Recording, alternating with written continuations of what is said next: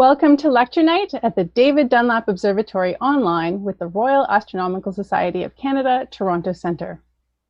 My name is Denise Chilton, and I am the RASC Toronto Centre DDO Committee Chair and an operator of the 74-inch telescope at the David Dunlap Observatory. I am delighted to be your host for tonight's panel discussion. The Royal Astronomical Society of Canada's mission is to enhance understanding of and inspire curiosity about the universe through public outreach, education, and support for astronomical research. In partnership with the City of Richmond Hill, RASC hosts outreach activities at the David Dunlap Observatory, or DDO. The observatory is home to Canada's largest optical telescope. While we miss working from the DDO facility, we are happy to bring you the lecture nights we had planned for this fall through this webcast instead. Tonight, I'm delighted to introduce our panel discussion, The Stars Belong to Everyone, Fostering Diversity and Inclusion in Astronomy. You might recognize that we have borrowed our title for this panel from Helen Sawyer Hogg's book of the same name. For those of you who don't know, Helen Sawyer Hogg was a professional astronomer at a time when not many women were able to access astronomy as a career. She completed her doctoral studies in 1931 and almost immediately began her own independent observing program to study variable stars in globular clusters. She conducted this research, initially unpaid, first at the Dominion Astrophysical Observatory in Victoria, British Columbia, and then from 1935 on at the David Dunlap Observatory. She had access to these large telescopes only because of her husband's appointments at these observatories. In fact, despite having dozens of publications already, the University of Toronto hired her first as a lowly research assistant in 1936. It was World War II that afforded Helen Sawyer Hogg and other women astronomers the opportunity to continue research programs while so many men were away at the front, and to hold the research and teaching positions that were previously denied to them. In other words, it was a moment of social and political upheaval that finally opened the doors for women in astronomy. We are now in the midst of another such moment. 2020 has brought us a global pandemic. In May, the murder of George Floyd by a Minneapolis police officer sparked renewed discussion of race relations and prompted a wave of global Black Lives Matter demonstrations and protests throughout the summer. In June, the RASC DDO committee paused our speaker series at the DDO Online to provide space for these important conversations to continue. In that moment, we also asked ourselves what we might do as a club to help improve this situation, to be more inclusive, and to improve representation of diverse people in astronomy. We chose to see this moment of social and political upheaval as an opening, an opportunity to take action. With this in mind, we have invited 4 panelists to join us tonight to discuss how we can better foster diversity and inclusion in Canadian astronomy. We would like to start by acknowledging that the David Dunlap Observatory in Richmond Hill stands on the traditional territories of the Wendat, the Haudenosaunee, and the Anishinaabe peoples, whose presence here continues to this day. We would also like to acknowledge this land is at the meeting place of 2 treaties, the lands of the Mississaugas of the Credit and those of the First Nations of the Williams Treaty. We thank them and other Indigenous peoples for sharing this land with us. Let me introduce our panelists. Dr. Sara Gallagher is the science advisor to the President of the Canadian Space Agency, where she is the liaison to the space science community and the Chief Science Advisor of Canada. She has been a professor of physics and astronomy at Western University since 2008, and her research focuses on supermassive black holes and galaxies. Dr. Gallagher teaches first-year physics and regularly talks to the public about astronomy and space science. Dr. Gallagher is based in London, Ontario, so we also acknowledge the Anishinaabe, Haudenosaunee, Lenape'wuk, and Attawandaron peoples, whose traditional lands she joins us from. Nicole Mortillaro is an amateur astronomer and a science reporter at the CBC, as well as the editor of the Journal of the Royal Astronomical Society of Canada, and the author of several books, including the upcoming 2021 Night Sky Almanac, a month-by-month guide to North America's skies from the Royal Astronomical Society of Canada. Dr. Sara Mazrouei is a planetary scientist, an educational developer, and a science communicator with a passion for sharing the wonders of the universe with the public. Her PhD research focused on the recent bombardment history of the moon and links to future sample return missions. Her work has been featured in the New York Times, National Geographic, and other publications. Sara is passionate about increasing the status of women in STEM, as well as equity, diversity, and meaningful inclusion. Sara uses storytelling as a method for sharing her authentic experiences and making science more accessible. Dr. Hilding Neilson is an interdisciplinary scientist working on astrophysics and on the intersection of science, astronomy, and Indigenous knowledge. As a Mi'kmaq person, he strives to embrace and integrate Indigenous knowledges and methodologies to better understand the physics of stars and the universe and our place in it. More specifically, he probes the physics of stars from the nuclear burning core out to the circumstellar medium, where stellar winds interact with the interstellar medium to understand connections between stars and planets, stars and cosmology, and stars and us. He exploits theoretical and numerical tools to compare with observational data sets to reveal the hidden physics of stars. He teaches at the undergraduate and graduate level at the University of Toronto and enjoys participating in public outreach and science communication. Tonight, Ms. Mortillaro, Dr. Mazrouei, and Dr. Neilson are joining us from Toronto, the Dish with One Spoon territory. The Dish with One Spoon is a treaty between the Anishinaabe, Mississaugas, and Haudenosaunee that bound them to share the territory and protect the land. Please join me in welcoming our panelists. I should also mention that if you, our viewers, have questions for our panelists, please ask them in the YouTube chat. We will have some time to answer questions at the end of the panel discussion. So let's get started. I'd like to start with the diversity challenge we are facing in astronomy today. Nicole, this question is for you. As a science journalist, you've had the opportunity to interview many professionals in astronomy. In your experience, what is the demographic landscape in the field? Well, I don't think it would come as any surprise to learn that it is still predominantly white male astronomers out there, and specifically with papers being published as well. There are stats that talk about the difference between women and men when it comes to publishing papers. But it's not just that; also to find different voices. In fact, one of the great things, one of the great resources that I've come across and I use very often as a journalist is a site called 500womenscientists.org. And they actually have a database that spans the globe of female scientists, of women scientists in various disciplines, and you can invite them as a speaker, or they have, speak to a journalist, and that's a fantastic resource. But it also goes a little bit further than that, which when it comes to diversity, that's a little harder to try and find those voices that you can bring to the story.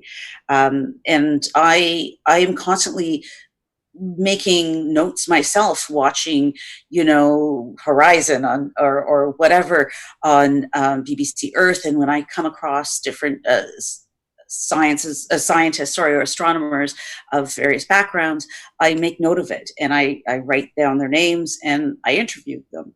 And one such example was, for some reason her name escapes me, her last name, but Priya.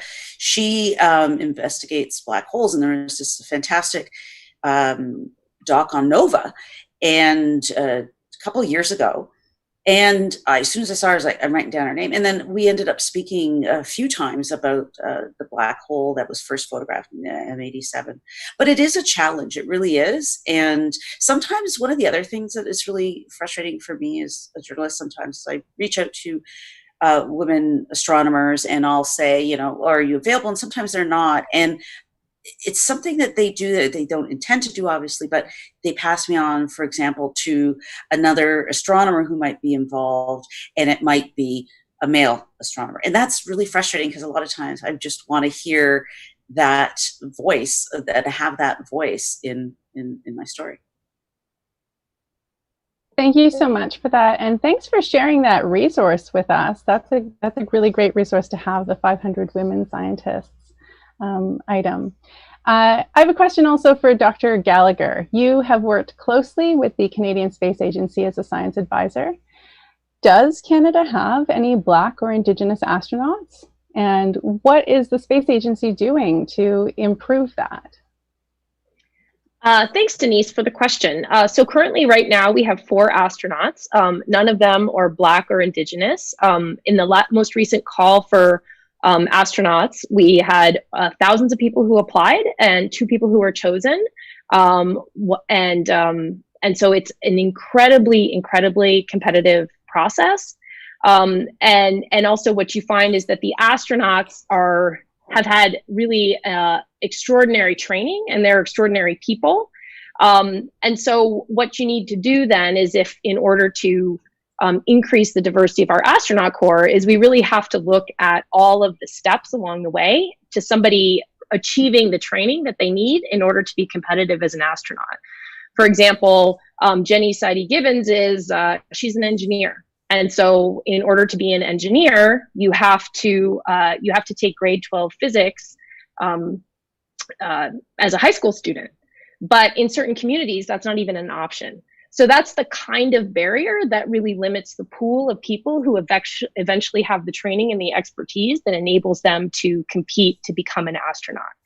So the ways in which we're addressing that at the Canadian Space Agency is trying to basically look at ways of removing barriers at all stages along the progression to what you would need to become an astronaut.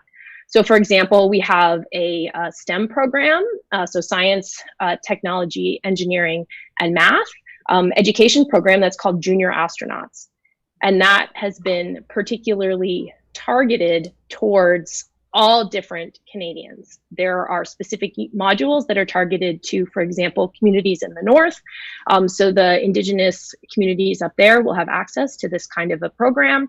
And it talks a lot about the kind of training that the astronauts need, and introduces the different components of what goes into becoming an astronaut. For example, you need the technical training, the science, and the math. You need to be physically really fit.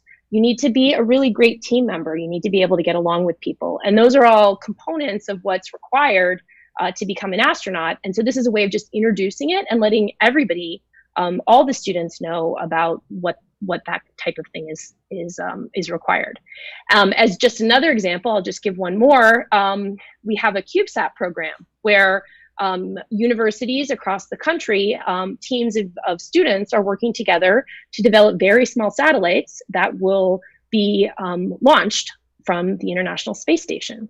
And one of those teams, there is a team that's partnering with Western University from Nunavut. So that's an example of giving an opportunity, a really valuable training opportunity, and making sure that it's available for a diverse group of students.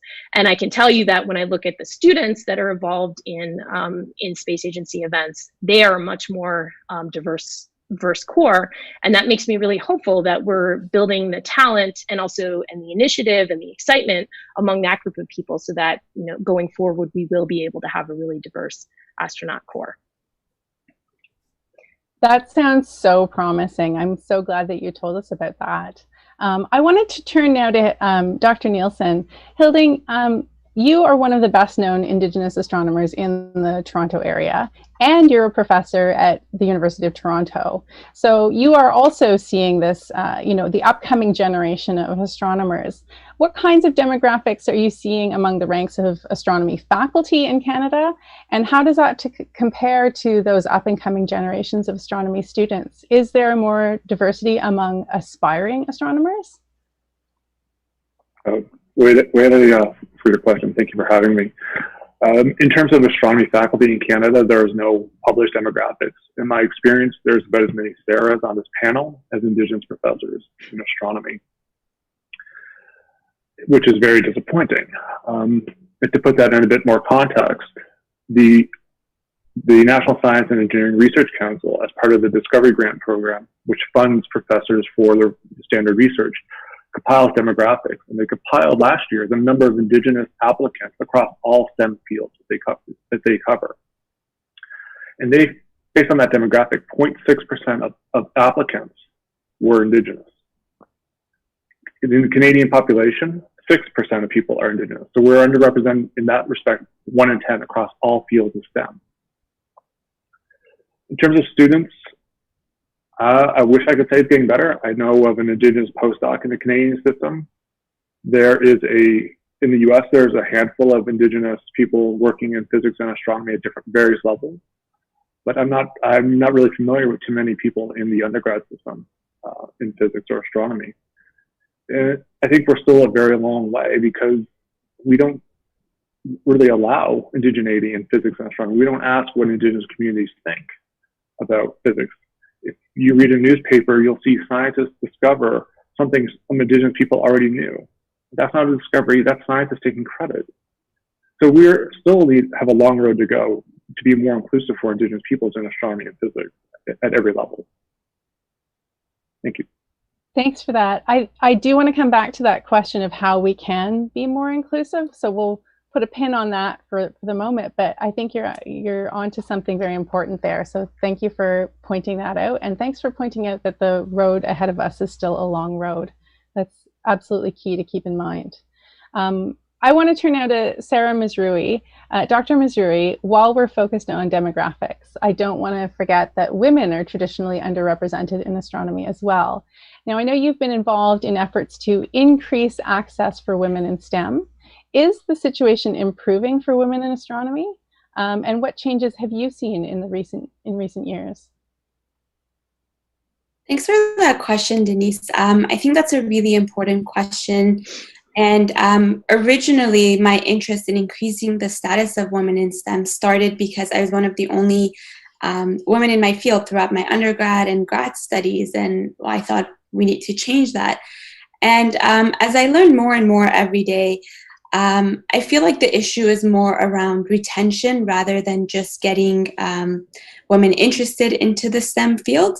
And I think that whenever we talk about issues around diversity and inclusion, we should really talk more about intersectionality and anti-oppression as well. And for just so that we're all on the same page when I say intersectionality, it's a word that was coined by Kimberly Crenshaw, and you can literally think of it as an intersection. So whenever we talk about STEM, astronomy, and the different people that are in the field, it's really important to step back and just to think just outside of men versus women. It's a theoretical framework for understanding different aspects of a person's social and political identities. So for example, race, gender, class, sexuality, religion, those are all things that come into place. Even abilities, disabilities that come into place as well. And in Canada, as Hilding mentioned as well, we don't have the stats on the number of people that are coming into STEM fields and graduating as well. Because my background is in planetary science, I know a little bit more about the data in that, and it comes from the US. And I wanted to actually just throw some numbers out there because I think they're really, really interesting when we talk about these issues. One of my colleagues, Dr. Julie Rathburn, has done a study on sort of the pipeline in the US and just focusing on the planetary science field. 100% of the white men that go into the planetary science pipeline or field come and graduate out of that program. 32% of the white women that go into the programs graduate and come out of the other end of the pipeline. Asian men, their success rate is about 92%. Asian women have a success rate of 30%. Black men have a 5% success rate. Black women have a 1.5% success rate. And that's the same with Latinx men as well, 5%, Latinx women, 1.5%. So that's the pipeline of people going in and coming out. And forget about data and number on Indigenous people. It's so low that it doesn't even make it into the charts. So in terms of, do I think it has improved or not? To be honest, I don't think that we have fixed the problem of the pipeline yet. We might be getting more people into the field, but how many are staying? How many are coming out the other end? I think we still have issues around that. But I'm hopeful, and I'm glad that we are having conversations like we are having tonight. There are a lot more conversations around diversity, inclusion, intersectionality. But I just wanted to throw that out there so that when we talk about these issues, because I've been to so many conferences where they're like, oh, look, we've got such a diverse panel. You know, it's 2 women and two men, and everybody's white on the panel, for example, or everyone's straight, for example. So it's just very different. So I just wanted to throw that out there while we're talking about these, and staying hopeful that things might change. Thank you for that. It's so important to have those statistics. I think that, as you're pointing out, you know, we haven't done the numbers on this very well in Canada, and that is shocking data to think about, especially in terms of that pipeline. Can I continue with you, Sara? What do you think the barriers are to completion, to getting through this pipeline, to you know, where you are at the start versus how many people are actually completing the studies? Yeah, I think when we talk about astronomy and space, it's such fascinating topics, and so many people are already interested. And I think we have to look at the systems that are, you know, people go into these institutions with a lot of curiosity, with a lot of interest, but are we fostering those interests? Are we providing equitable access to things? Are we providing any mentorship? And barriers come in different ways and forms, and I can't speak for everybody because I'm not that knowledgeable on it. But a lot of people that don't have that 100% success rate are sometimes first generation students, for example. They come from a lower socioeconomic status where they may have to work a couple of jobs.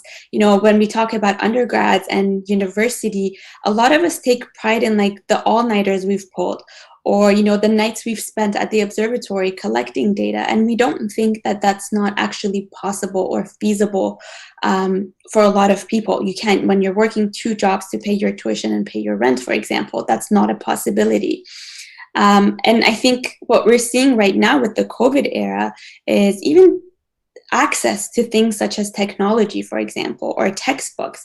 It's a big issue, but I think every time that we talk about diversity, for me personally, a big issue is showing up into spaces where I literally feel like I don't belong. I don't see anyone that looks like me.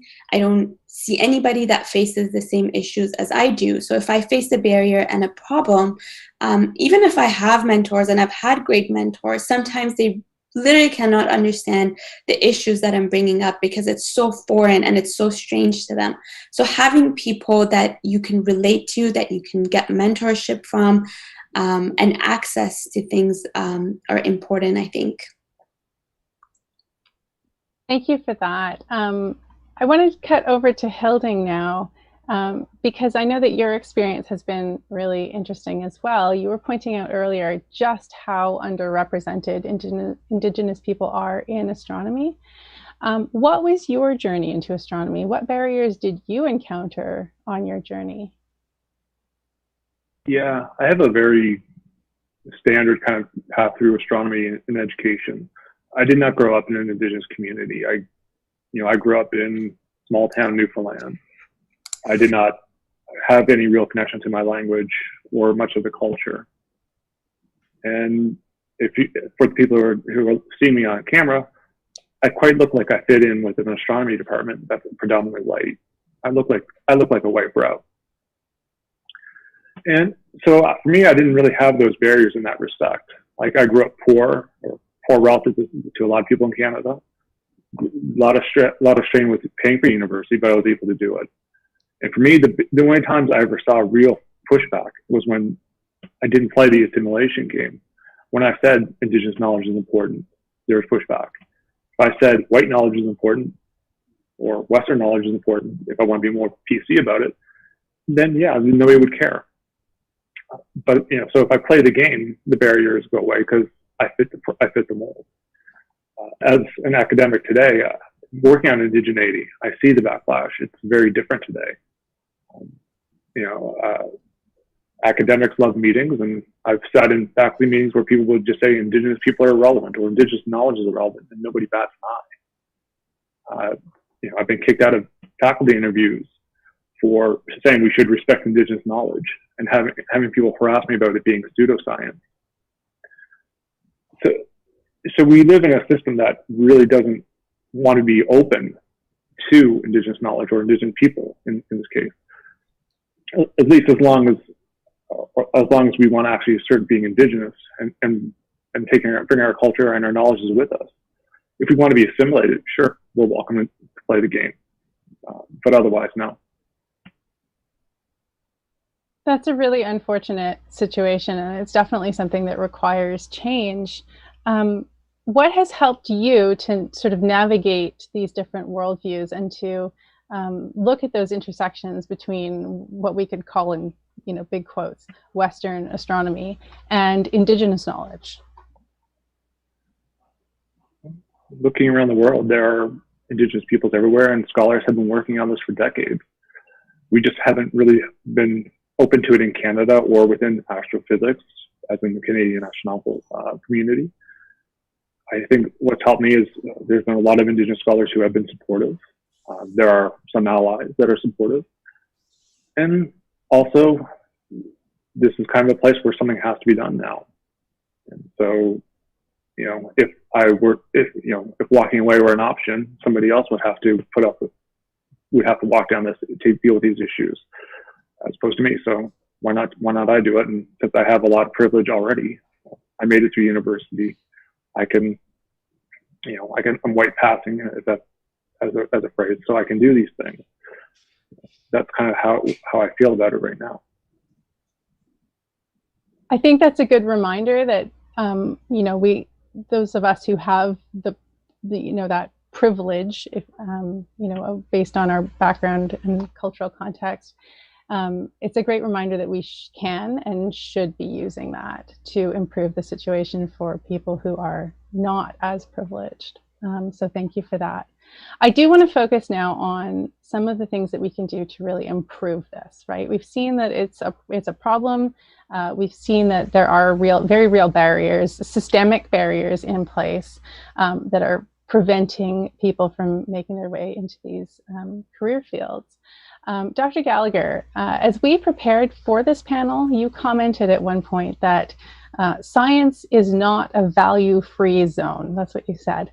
And that we need to consider the underlying ethics of our work. What values do we need to prioritize going forward to improve representation in astronomy and in the space program?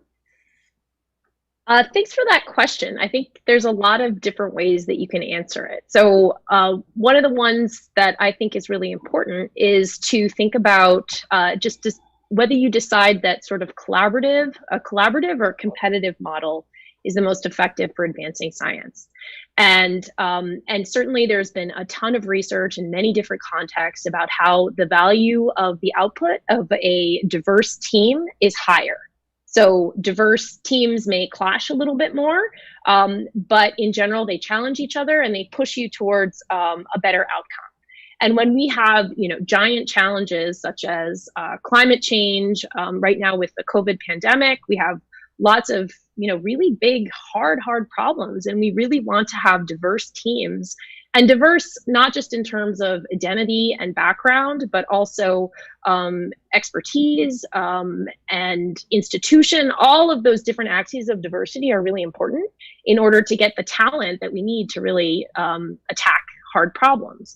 So I think one of the most important things also is that collaborative model of science, I think, is also just a lot more appealing, particularly for people who don't necessarily feel like they belong. So if they feel like in order to participate in science, they need to go in and sort of duke it out with everybody around them, a lot of people are just going to say, forget it. I mean, that is not something that they want to participate in. It's not appealing to me at all. And so I think that's one way in which we can choose a value for the mode of doing science that is more inclusive and also recognizes that diversity adds to the science and makes it better and gives us better outcomes. So I think that's a culture aspect that's pretty important. And the other thing, just in terms of values, I mean, for example, science happens in Canada largely because it's funded by the government. And so there are choices made about what types of science you're going to fund. And so, for example, funding the expansion, learning, Indigenous knowledge. I mean, the fact that there are resources that are put behind that endeavor means that it enables it to happen. And so that's another example. It's literally putting your money where your mouth is. So the things that you value, you support them with funding. And so that's another way to increase diversity and bring more people into the scientific enterprise. Thanks. Thank you. I love that reminder that diverse teams are very strong teams, and that they have so many perspectives and they can build new knowledge. That goes back, I think, to the university system and the training that young people get in these fields. Hilding, how do you approach your role as a professor? How do you prepare your diverse students, whatever diverse students you have? You were saying there weren't that many. How do you prepare them for the challenges that they will face as they enter STEM careers? Not just in terms of the work challenges of, doing science that's hard and contributing to cutting edge research, but also in terms of the challenges they might face because of things like the color of their skin, their ethnicity, or their cultural background.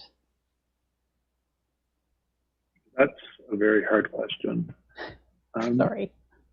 No, that's okay. So I think there are a lot of things like Sara mentioned about diversity and collaboration. Many Indigenous nations come to decisions through different ways in debate and discourse.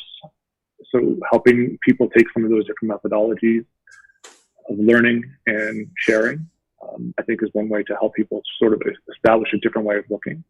I think when we look at astronomy, it's very important to show that what we see in the night sky isn't the same thing that scientists necessarily see in the night sky. It's important to ask when we're looking at thinking about astronomy is whose astronomy are we talking about? So if I have students in my class in Toronto, I want them to look in the sky. I don't want them to see the Haudenosaunee sky or the Anishinaabe sky.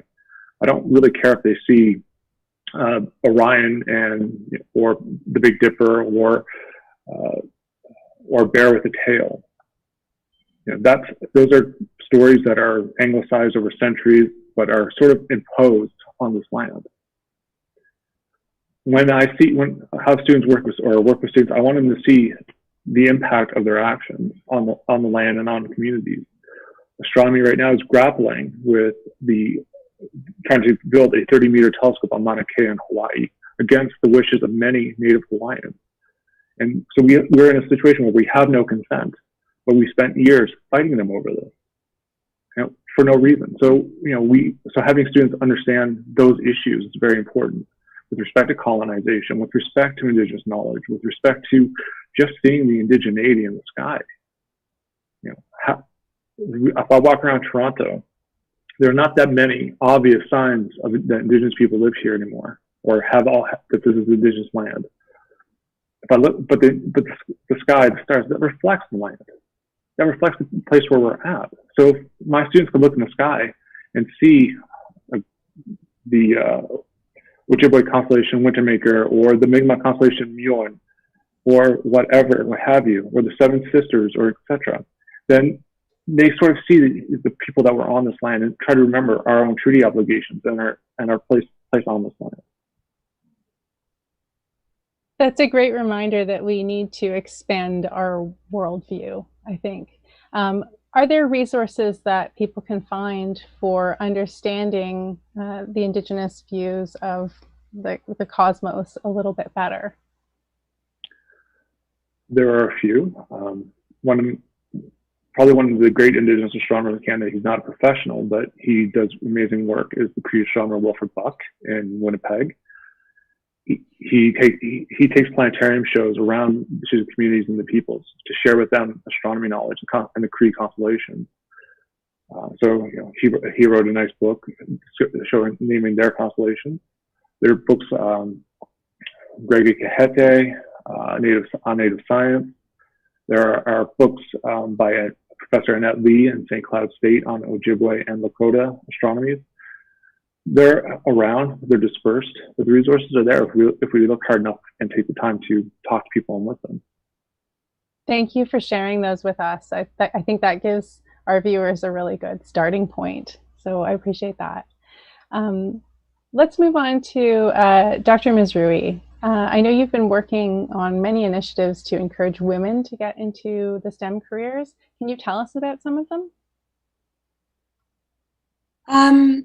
Sure. It usually just involves me talking about space and about how cool it is, or my own experiences. And I think it's really important that whenever we're given a stage or a platform, that we share a little bit of our own stories. I've had times, when I give a talk at a high school, for example, and I tell them about how I immigrated here when I was in grade 9, and I couldn't speak English and I couldn't fit in and I had a hard time. And then I have people that walk up to me afterwards and they're like, "Oh, I'm so glad you said that because I've been having a hard time." So I think sharing that, the authentic parts of ourselves with people is what makes them connect and what makes them see that it's possible for anybody to really get into the STEM fields. I try to do a lot of outreach either through social media or through platforms such as Soapbox Science, which is literally just standing on the corners of the street talking about space and astronomy. A new initiative that my friend Dr. Tanya Harrison and I have put together is the Women in Space Conference. It started because we were tired of going to conferences where all the keynotes were men. There are a lot of manuals. And we thought that it's important to hear, more perspectives from women to give them that platform. And we slowly came across that idea of intersectionality. And the topics that we have tonight, for example, diversity and inclusion, I feel like whenever we have such panels, just as standalone events or at regular conferences, they're usually pushed to the side, they're for lunchtime or after the conference, for example. Or even events like tonight. I have a good feeling that most of our audience are people that are already interested in diversity and inclusion, that already care. And I feel like a lot of the times we talk in an echo chamber. We just talk amongst ourselves, people that are already interested, that already want to make that change. So the goal with that conference was to put those issues front and center, so that those are the things that we talk about. What are some of the barriers that we're facing in the field and talking about them? So in addition to sort of trying to foster a better environment for ourselves in the field, we also do some outreach to girls in space, for example, to hold sort of a mentorship at every conference so that they can come in and see other people that are in the field. But other than that, most of my initiatives are just around storytelling, either through outlets such as Story Collider or TEDx, for example, or just social media, Instagram, Twitter, trying to reach people where they're at, and just letting them know that you can go into STEM if you wanted to. If you didn't, that's totally fine.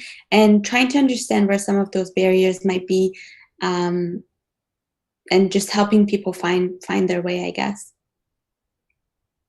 Thank you for that. And thanks for pointing out how important representation is on these kinds of talks and on these kinds of panels. On that note, I wanted to turn to Nicole. You are the editor of the RASC Journal. You've previously served on the RASC Inclusivity and Diversity Committee. You're a science reporter for CBC.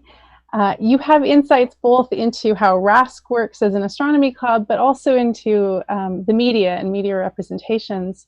So I'm just wondering, what is the importance for you of seeing diverse faces, and what can the media do to improve that, do you think? Well, first I want to correct myself, or at least update what I was talking about earlier about the astronomer who I had interviewed for a story, Priya. It was Priya Natarajan. And so, but this ties in exactly to this question, which is, as I mentioned earlier, I take down names of astronomers and people who I come across on TV, in documentaries, as well as, like, in that one in particular, that was the Nova 2 hours black hole documentary, and it was with Jan Levin as well, and she was the host. So it was, to me, I was like, wow. It started off with Jan Levin, and then it went to Priya, and I was just like, oh, women are taking over this piece, this amazing 2 hour special. But I want to also step back. It's not just about media.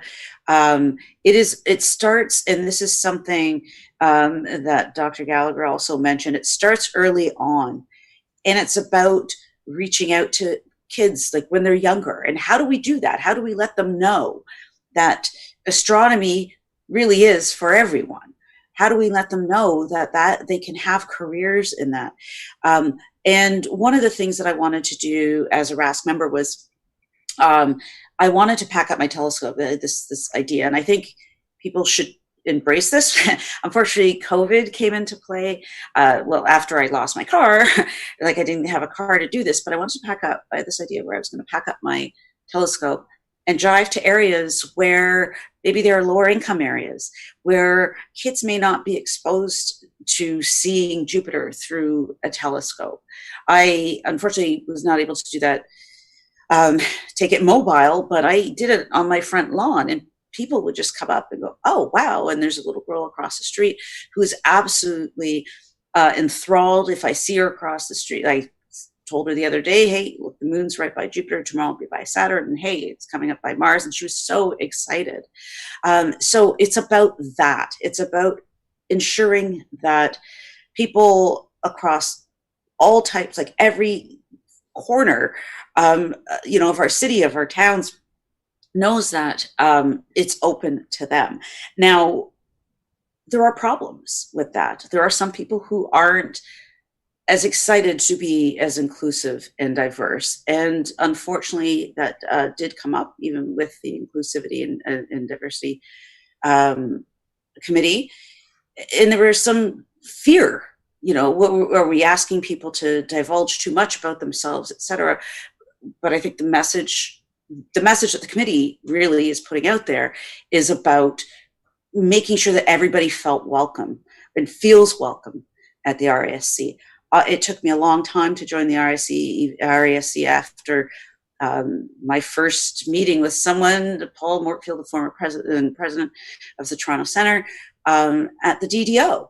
And what was fantastic about the Toronto Centre was there was a lot of diversity there.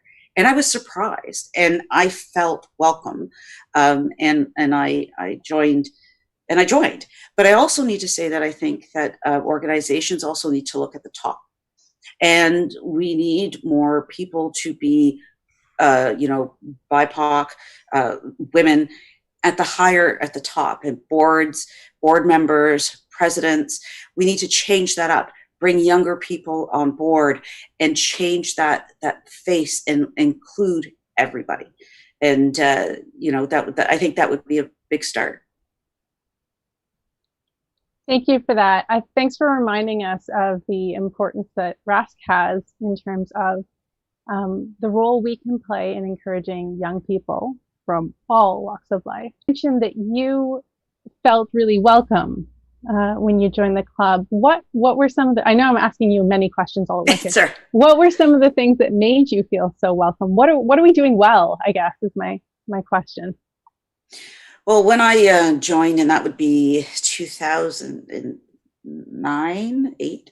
I mean, I had volunteered there actually before I actually joined. So it was the people. The people were so open and welcome. And a shout out to our past president, or to the past president, Paul Mortfield, who was very enthusiastic, and it was very catching. And the other thing, and that I think the Toronto Centre is still doing as well, is getting students on board and making them feel and as part of the society, and as they should, and bring them on board and making them feel welcome and all that. But when it comes to the I&D committee, you know, I mean, the fact that it was even suggested is a huge, huge thing. And it should have probably been done a long time ago. But, you know, it's about recognizing, you know, special days, teaching, like, which is on the, you know, lighter side of it, but still very important. But as well, it's about, you know, reaching out to different centers, letting them know about ways that they can make their members feel welcome, or reach out to different parts of the community in order to ensure that they encompass everyone. But again, the big thing that I'm seeing, and I see this, and I'm sure, you know, I've heard stories even from professional astronomers and in clubs, you know, around the world. It's, again, top down. If you don't see yourself represented, why would you join? Why would you feel that you belong? As Sara had mentioned, Sara Mazrouei had actually mentioned earlier. If you don't see yourself represented, then why? Why would you join? Why would you stay if you feel that you're not being seen for who you are and what you can contribute, which also includes Indigenous knowledge, which for me was something brand new, and that I really think that, for example, Indigenous speakers should be invited. I think Indigenous astronomy should be brought up. We need more speakers. We need to include people of color, BIPOC, across the board, to have speakers come out and not have the same people that we tend to. And I know it's a challenge, you know, but it's just something we need to work harder on. Thank you for that. It's really resonating with me, this idea that we are all individually responsible for being the change that we want to see, and for taking responsibility for including everybody. But also that we do need to make sure that goes up through the levels, and that everyone, you know, from the you know, most occasional volunteer up to the administration of the club, is working on this as diligently as we can. So thank you for that. I wanted to finish up with one last question for the panel before we go to questions from our YouTube audience. Dr. Mazrouei, when we were planning this panel discussion, you challenged us to consider what are the key takeaways that we can take action on. So I'd like to share mine, and I'd like to hear from each of you about what you've taken from this conversation tonight. So for me, I've been thinking about this, you know, for the entire time that we've been planning this discussion. And one of the things that was really special in my journey into astronomy was visiting the DDO. And at that time, when I first went to the DDO, and I'm sure that my impression is skewed because I went once as a member of the public before I joined RASC. But my impression of visiting the DDO was that it was run by men. And I fell in love in some ways with the big telescope. And I thought, I want to do this. I want there to be a place for me in this great, you know, piece of history that we have access to. And I feel very lucky that I was made welcome by the people who were involved, and that I was, you know, kind of taken under some people's wing. Shout out to Chris Vaughn, thank you. And so for me, one of the things that I'm really interested in, having gone through this panel and having had these experiences myself, is making more opportunities to get people involved, and particularly to get people involved with the operation of the big telescope, and making sure that people have access, much in the way that Helen Sawyer Hogg had access to these great research telescopes. I'd like to see more people, more diverse people, being trained to work with the big telescope. So that's kind of a priority for me. And I think that there are a number of ways that RASC can do that. And I'm going out on a limb here because I haven't discussed this with anybody in a position of power, but I know that we do offer scholarships, and it might be nice to see some scholarships particularly targeted for groups that are underrepresented in astronomy. And those scholarships could be in the form of cash, but I would personally like to see them offered as RASC memberships to give people access to the volunteer opportunities that RASC members participate in. So that's my action item for the coming months. I'm going to go push that agenda and see what happens. So since Dr. Mazrouei, since you asked this question, I'm going to go to you next. What are some of the takeaways that you want to highlight?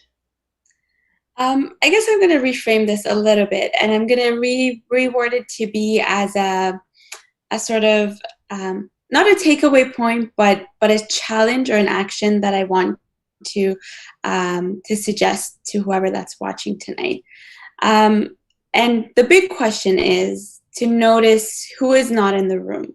I feel like whenever we, pre-COVID era, whenever we would show up into a room, our immediate reaction is to look for the people we know and, hang out with them. Or even in the digital era, I still look through the participants list to see who I know. And I think our challenge should be to think about who is not in the room. And then on 3 tiers of organizers, speakers, and audience members, I think we can look at it differently. As organizers, we can look and see who we don't have as speakers. And I've heard that it's hard, but as someone who has organized a conference, I've learned the tricks of it may be hard, but as long as you have some money to fund their time, to fund their travel, there will be more people. You will get more diversity. Your event will be much, much better. But also to look at your audience, who is not in your audience, and to really think about why they're not there. Is your physical space accessible? Is the timing of your event accessible? Is your membership fee or your registration fee accessible? What type of audience are you not getting, and why not, to reaching out to those communities? As fellow panelists and speakers, whenever I get asked to speak at an event or to be a panelist, one of my main questions is, who else have you asked to be on this panel or to be a speaker? Especially when it comes to issues around diversity and inclusion, what are your goals? If it's to focus on Black folks in astronomy, I don't want to take away a place of someone that deserves to be there more. So to really check, I know of a lot of people that are like, I'm an ally, go a woman of color in STEM, or BIPOC in STEM, yet they show up to a panel that is all the same without any action. And then to the audience, you are the key participants and the key factors in any event. If you show up and you don't see yourself represented, talk to the event organizers in a nice way. Just say, hey, I didn't really feel super welcome today because no one looks like me. Your speakers are not that diverse. Could you please try harder? And that plays a big role. The first year that we organized the Women in STEM, Women in Space conference, major feedback that we got was you had fantastic keynotes, but they were almost all white women. Where are your underrepresented women in space? So that was a big challenge for us. That made us work harder, get more sponsorships so that we could invite more diversity into our panel. So my challenge or my question to the audience is to always look for who is not in the room instead of who is in the room. Thank you for that challenge. I think that's one that we can take up. Dr. Gallagher, I'd like to turn to you. What is your key takeaway or challenge for our viewers? So I would say that I totally support everything that Sara suggested. Those are all great ideas. But sometimes I think you might notice who's not in the room, but you really might not be sure how to reach them. And in that case, I think what the most effective way forward is to find partners who can help you out. And because sometimes it's not clear why people aren't coming. As she mentioned, there can be financial barriers. Maybe your event is too late and public transit is shut down, or it could be too expensive, or maybe it's impossible for people to get childcare. But you don't know necessarily unless you ask people. So I would say look around in your communities and see who's representing the people that you want to bring in, and go and ask them and figure out, what can you offer that is appealing to that community. And also, why aren't they coming? Because sometimes it's something that will not have occurred to you at all. And so partners in the community can just be so powerful. And I've always found that usually whatever I guess, there's a good chance I'm wrong. And so it's much more effective if I just ask the people who know rather than trying to figure it out on my own. So thank you so much. That's fantastic. Thanks for sharing that as a great strategy for us to get more people involved. Dr. Neilson, what about you? What are some of the challenges you'd like to pose to our audience? Yeah, I think all these suggestions been given are brilliant and great. I like to second the idea of bringing more people into the conversation at the top as opposed to bringing them in at the bottom. I think, there's no reason why we shouldn't have Black and Indigenous astronauts or astrophysicists or physicists or engineers, etc. The only thing that's stopping that really is our own culture. I would challenge the viewers and people listening to think about whose land they're on. Are you on Haudenosaunee land? Are you on Blackfoot? Are you on Mi'kmaq land? And if you're on, depending whose land you're on, go look online and try to find a story of the stars. Find some story that reflects those people's place on the land, and learn what did they call those stars. One of the things that always kind of intrigues me is we have a star that's the North Star. We call it Polaris. No indigenous nation has Polaris in their language, and for the Mi'kmaq, it's Datapin. In other languages, it's other things. Why don't we use those words? So my challenge would be to go and learn some of the words, learn some of the astronomy, just even of one star, and go from there. That's a fantastic suggestion. Thank you. Lastly, Nicole, what are your challenges for our audience? What are your takeaways? I think, these are all fantastic suggestions and things that I will take to heart myself. But I think it would be go step out into other communities. A lot of us, we live in cities, many of us, and a lot of those cities have certain areas, we have areas in Toronto, Little Italy, Chinatown, all that stuff. Go out there, do sidewalk astronomy, talk to local schools, see if, if they'd like to hear from an astronomer. I've learned this, and I'm sure Chris Vaughn knows this very well, that teachers really don't like teaching astronomy all that much. So go out there and get to the people that might not have the chance to go up to the DDO, after COVID, and this all is, after COVID, or you can offer a video chat to a school or, something like that, but just, it's really important to reach out to different communities and the children mostly. Yes, absolutely. Those young people are our future, right? So that's fantastic. Thank you all so much. We are now going to head to Celia Dew for questions from our YouTube audience, but I also wanted to mention that you guys are free to ask each other questions too, okay? So Celia, What have we Thank got? you. Yeah, thank you so much again for this amazing conversation and discussion. So many really great points, both for children and also people who are at the top, and what we can do and how we can think about this. So we do have someone wondering in the comments what demographic data is collected. I know, Sarah, you mentioned a little bit already, and also what opportunities there are for mentoring kids. So definitely along the lines of what we just ended with. Is there anyone who wants to take a stab first? Well, you know, mentoring kids, I mean, this is, again, obviously, in my previous life, I was a children's editor, book editor, so maybe that's why it's so important to me. But I just, and all of us know this from volunteering. We volunteered when I was at the DDO. The kids, I mean, they're the best at the excitement. I mean, a lot of the adults are too. You know, I remember looking through one of the jobs, you know, or showing people Saturn, and this one woman looked at the front of it to see if Saturn was stuck on the front of it. She said, "Looks like something you'd see." So, you know, it's the children are really passionate. I mean, how many of us? We started off. I was 8 years old, and with the Voyager missions, that's how that really made me. That excited me. That's where this is born. And then it's fostering that encouragement later on through life. And perhaps, you know, as astronomers, as amateur astronomers, we can step into that role. And maybe we offer mentoring programs at the, you know, at the RASC. That might be something. Thank you so much. Yeah, that would be great if we can have that and expand them as well. Do we have any other responses to that question?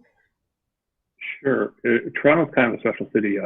There are organizations now that do focus on mentoring of people from underprivileged communities, Black and Indigenous people.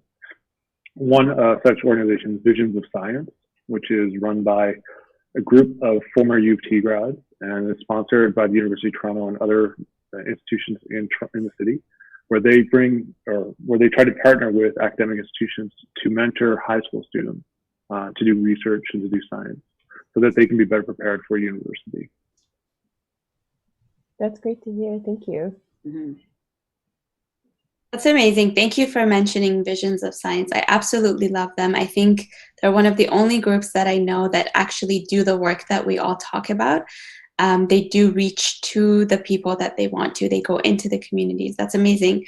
I guess I just wanted to bring a vision from sort of the academic point of view and from studies and data. I love data and numbers, obviously, as a scientist.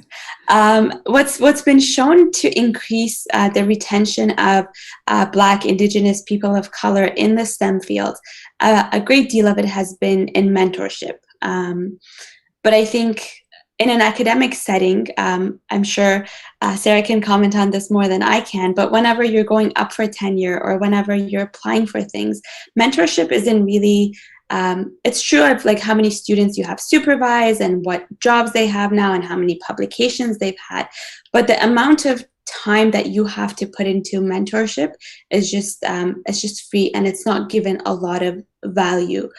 There's no awards for it, there's no incentives for it. So I think trying to increase the incentives of mentoring students is really, really important, I guess, at a university level, once you have gotten people into those fields. But otherwise, I think that each and every one of us can be a mentor. Every RASC volunteer at a telescope, you know, I know as someone who's worked with telescopes, we all get that excitement when we see someone look through the telescope for the very first time. And just giving that little bit of encouragement that this is something that you too can do is really important, and doing whatever we can at whatever stage we're in. For me, it all started when I was in high school, and Professor Paul Delaney decided that he would take me on to do a co-op course with him. And as someone who had never worked with a telescope, never been in an academic setting, and first generation university attendee, it was great for me to just be put in that situation. So I think usually the words that we say and the actions that we take, they have a much greater effect on people that we really think. That's beautiful. Yeah, I love to hear that. Yeah, go ahead. Yeah. So I just like to follow up on on that point about mentoring also is that the mentoring doesn't have to be meeting every week for an hour with a particular person. Sometimes just one encounter can be really meaningful for a student. So something just noticing, paying attention to someone, making sure that they're seen. So I teach first year physics, and I've often had encounters with students where I say, I had a student who did really badly on an exam, and then he came in and he talked to me. He said, I'm really bad at physics. And then he worked really, really, really hard, and he did much better on his second exam. And he came in to talk to me and he said, I'm not really that good at physics. And I said, nobody's good at physics. You're not born being good at physics. It's really hard. But what I see is that you worked really hard and you figured out what worked for you so that you could get better and you could improve. But he had this vision of himself as just not being good at physics, and so it wasn't even an option. And that kind of conversation, even if it's just one conversation, can really change somebody's self-view of who they are and what they can do. And also just to the point of, if you look around and you don't see people that look like you, you may just think that you can't do that this isn't for you. And somebody just saying, you can do this. I see your curiosity. I see your talent. I see your drive. I think you would be fantastic. And that can be really a game changer for people. And so you shouldn't minimize those kinds of interactions. Yeah, thank you so much for that anecdote. And I know in our pre-discussions, you had mentioned like just a tap on the shoulder being a really important encounter. So thank you so much for bringing that up, and for us to all remember like who's around us. We also have someone in the chat. She said she started an astronomy club at her high school a few months ago, and was wondering if there are any tips for getting people interested in astronomy.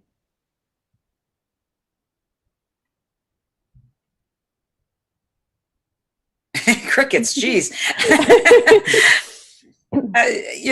Sarah. Yeah. I'll go, just because I started an astronomy club at my high school. There was no astronomy club at my high school when I started it. I was just super into it, and I, as I call it, I grouped another, 5 nerds into my astronomy club. And all it took was really one teacher to sort of take charge of that club. And I heard through the grapevines of like, there's an observatory at York University, and I sort of pushed for that teacher to take us on a field trip. Of course, I tried like to organize it, but to just go there and have the opportunity to look through the telescope and to be there.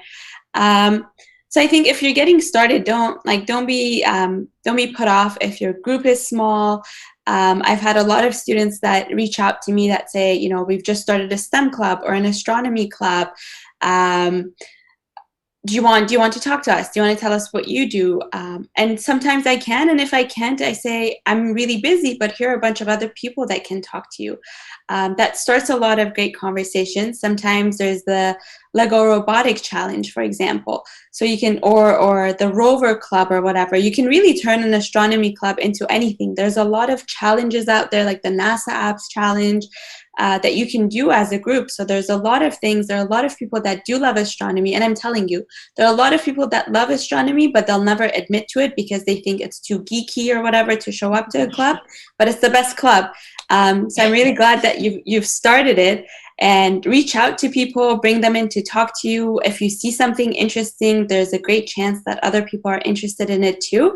And there are a lot of other schools that do astronomy clubs as well. So maybe reaching out to them and trying to do some sort of a challenge or a meetup with them, that might be cool. Amazing. Can I answer this too? For sure. Denise, go ahead. I just wanted to build on what Dr. Mazrouei was just suggesting, and advise this young person with the Astronomy Club startup that RASC has a whole bunch of free resources that are online, and you are welcome to borrow those, use those, and pass those around and share them with your club members. So I just wanted to say resources are out there. Don't hesitate to get in touch with us if you need things, okay? Thank you so much for offering that up, Denise. our other panelists, do we have other responses to this question? Nicole, I think you were going to say something. Oh, I was just going to say, and now I hear Sarah's story. I mean, that's fantastic. I wish we had an astronomy club back in the day. Actually, not far. I went to high school not far from the DDO. But, you know, I think it's a fantastic idea. But to Sarah's point, even myself as, you know, a passionate, you know, lover of space and astronomy in high school, I was like, yeah, no, this is kind of cool. And, you know, I didn't do anything until, of course, the great 1989 Northern Lights, and then that was it. I was just like, yeah, no, I love astronomy, and I'm not hiding it anymore. But yeah, I think that's a fantastic idea to start an astronomy club, and also Sarah's point of doesn't matter what the numbers are. I mean, we all share this common passion, right? And just hold on to that. Great, thank you so much. Any other contributions? If not, we do have more questions. We had a comment, you know, really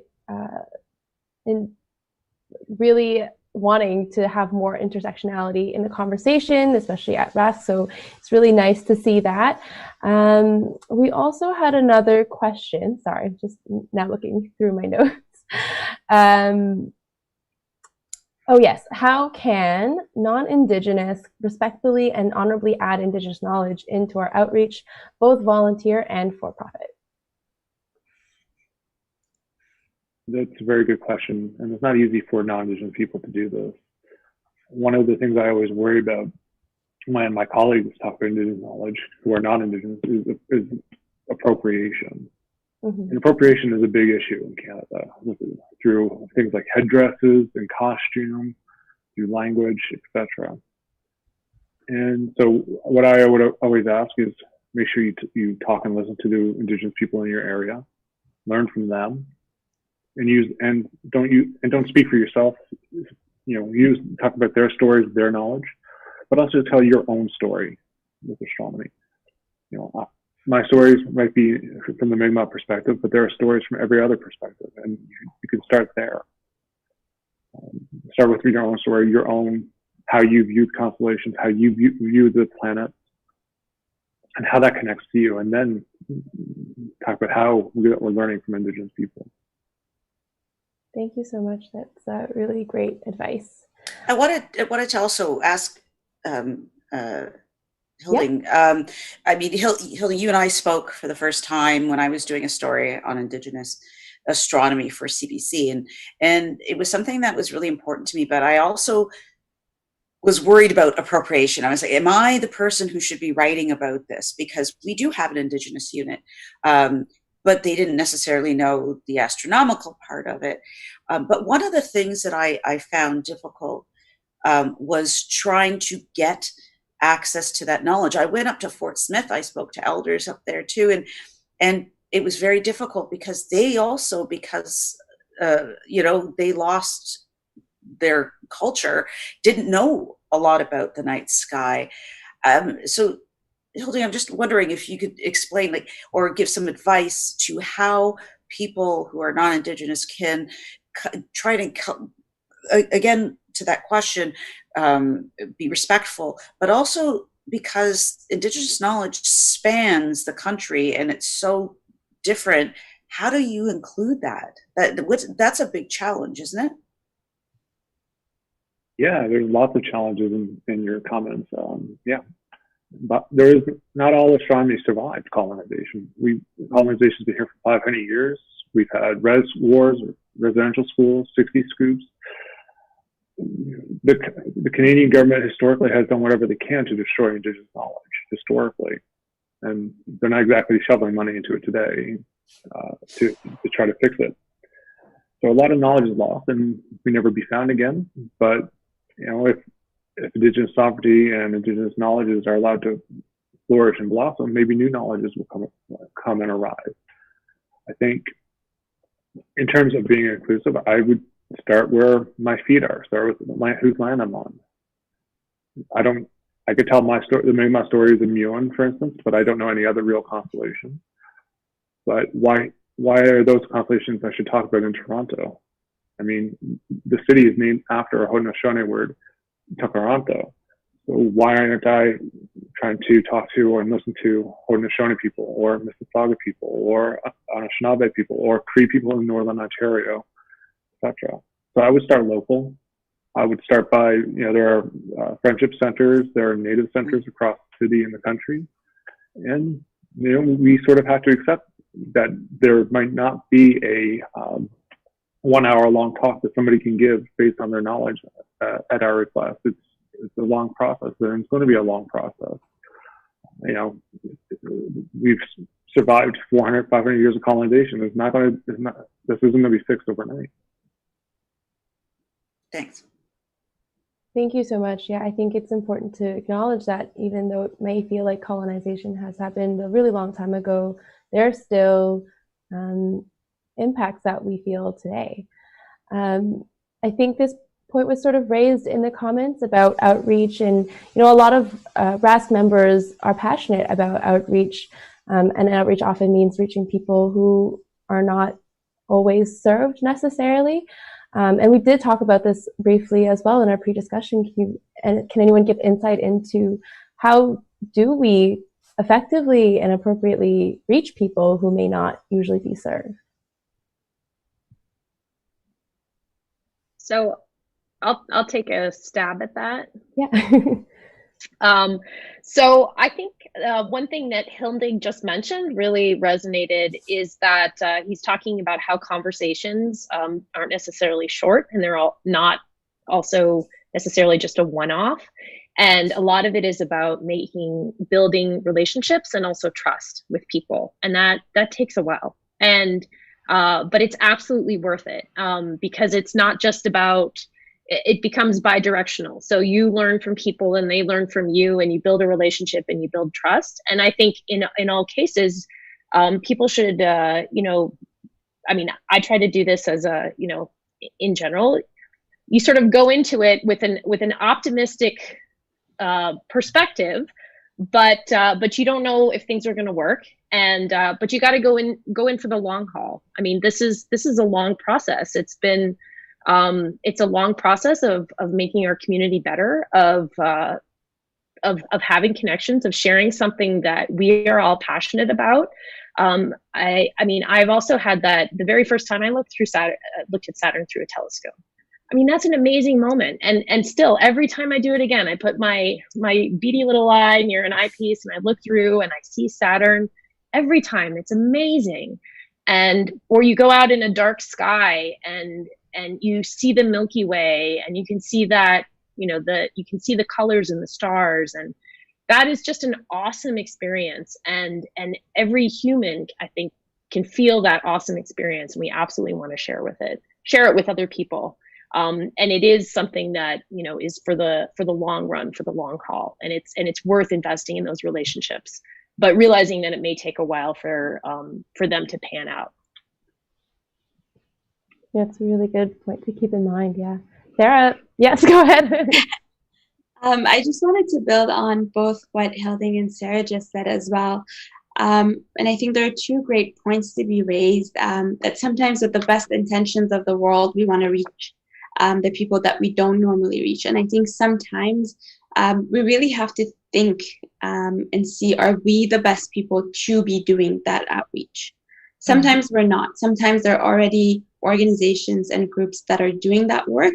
And as it was mentioned previously, maybe our job is to support those partnerships. Maybe our job is to just be there as support. And other times, I feel like, especially when we talk about underrepresented groups, we always ask, what can we do for them? And I think we should shift away and ask, what can we do with them? Those situations, those outreach events, and they need to be created in collaboration with the groups that we want to be reaching. They know best how to reach their groups, and it's a lot of the times it's really not our place. We should be doing it with them. We should put them in the driver's seat. For example, with RASC, you've got a great national center. You've got chapters all around the country. Put those underrepresented groups into your driver's seat and let them drive you into where you want to go. Just provide that support. Thank you so much for that excellent point. Yes, Dr. Hilding, yes. So if I can build upon their building, I think there's a lot of great points about community building and relationship building. I think it's also important to realize, particularly for Indigenous communities, that how people learn and how people see the universe is not necessarily the way we do in RASC or in academic. You know, one of the things we talk about in science is the scientific method. But, you know, many Indigenous peoples, and I apologize for sounding pan-Indigenous, there's no pan-Indigenous people, but there are some generalities.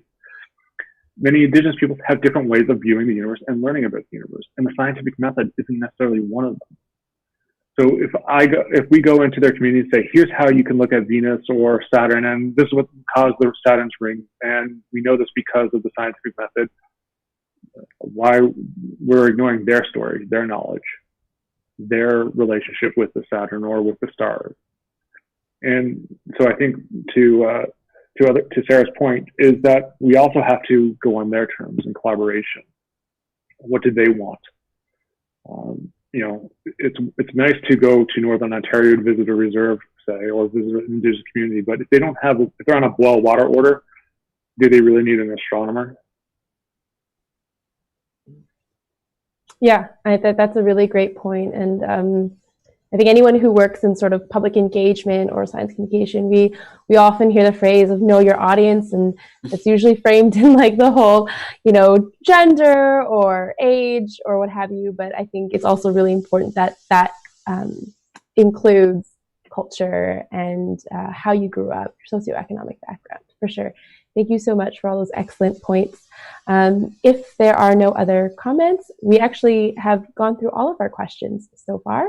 So I will open it up to the panel if you want to include anything else, and Denise will close us off. I just want to say sorry, Sarah. I just want to just hit the point home a little harder about including diverse speakers, not only here, because as Sarah said, there's this echo chamber, but to bring diverse speakers to our GAs, to our astronomy discussions, panels on various topics, not only about diversity, because I know that I've heard from 2 young children, and that was following the GA, who said that, you know, that was great, it was fantastic, but there are really no diverse speakers there, and this is coming from young children. So just keep that in mind for future, for everybody to keep in mind. Yeah. Thank you so much. Yeah, for sure. It's not just for these conversations. Diversity is not just for that. Yeah, it has to go beyond this. Dr. Sarah Gallagher, you had something to add as well? Oh, I just wanted to thank you for organizing this, and also one of the reasons I really enjoy participating in events like this is just so much. I've learned so much from my fellow panelists. So thanks so much for the conversation. Thank you so much for joining us. Yeah, we really want to thank all of our panelists for saying yes to this and engaging in so many conversations about this, and hopefully, you know, we can actually move forward with some productive action items. So I think if there's nothing else to add, Denise, you can take it over. Thank you. So on behalf of the Royal Astronomical Society of Canada Toronto Centre and the RASC DDO Committee, I'd like to thank our panelists, Nicole Mortillaro, Sara Mazrouei, Sara Gallagher, and Hilding Neilson for joining us tonight and for helping us to set some challenges for ourselves to improve inclusion and diversity across the board. This panel is only one step on our path to become more inclusive and to encourage diversity. We have a lot of work to do, and I've learned a lot tonight. I hope that our audience also has learned a lot. Thanks also to our technical support team, Andrew Reed, Betty Reed, Blake Nancaro, and Ward LeGros. A huge special thank you to our coordinator, Celia Dew. In addition to fielding questions from the YouTube audience, she initiated the committee's discussion that eventually led us to this panel event, and she did a great deal of the work to organize this event. Thanks as well to all of our viewers for joining us this evening and for your questions.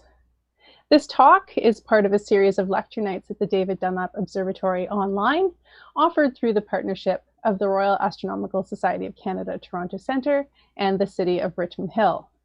For a complete schedule of RASC events, please visit us online at rascto.ca. Our upcoming events include Mars Madness on October 11th and 12th.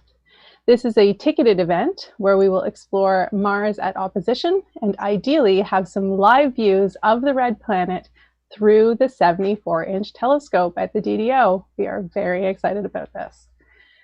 Our final lecture night of our season will be October 31st, when Dr. Cherry Ng is joining us to discuss unraveling the mysterious fast radio burst with CHIME. Until then, I am wishing you all clear nights to appreciate Mars at its best.